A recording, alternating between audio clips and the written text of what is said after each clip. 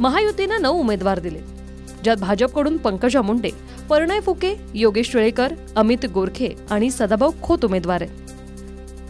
शिंदेंच्या शिवसेनेकडून भावना गवळी आणि कृपाल तुमाने, तर अजित पवारांच्या राष्ट्रवादीकडून राजेश विटेकर आणि शिवाजीराव गर्जेंना निवडणुकीच्या रिंगणात आहेत।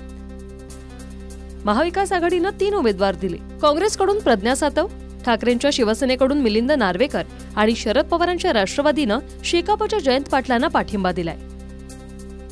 सध्या विधानसभेच्या आमदारांचं संख्याबळ 274 आहे आणि विजयाचा कोटा 23 मतांचा आहे।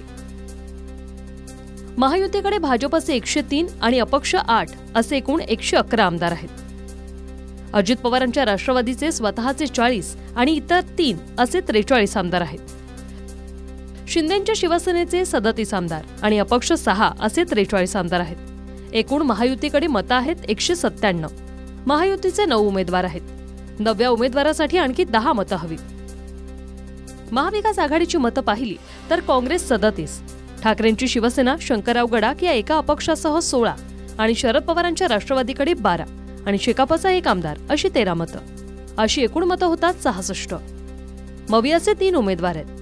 3ऱ्या उमेदवारासाठी 3 मतं हवी आहेत। मात्र क्रॉस वोटिंगच्या भीतीने काँग्रेसने प्रज्ञा सातवांना 3 ते 4 अधिक मतं दिली तर आणखी मतं लागतील। त्यामुळे इतर छोट्या पक्षांकडे दोघांच्याही नजर आहे। बहुजन विकास आघाडीकडे 3 मतं, प्रहारचे 2, MIM 2 आणि समाजवादी पार्टी 2, मनसे 1 आणि माकपचा 1 आमदार आहे। ही एकूण मतं आहेत 11। मात्र या निवडणुकीत गुप्त मतदान पद्धतीनं मतदान होणार आहे, त्यामुळे क्रॉस वोटिंगची दाट शक्यता आहे।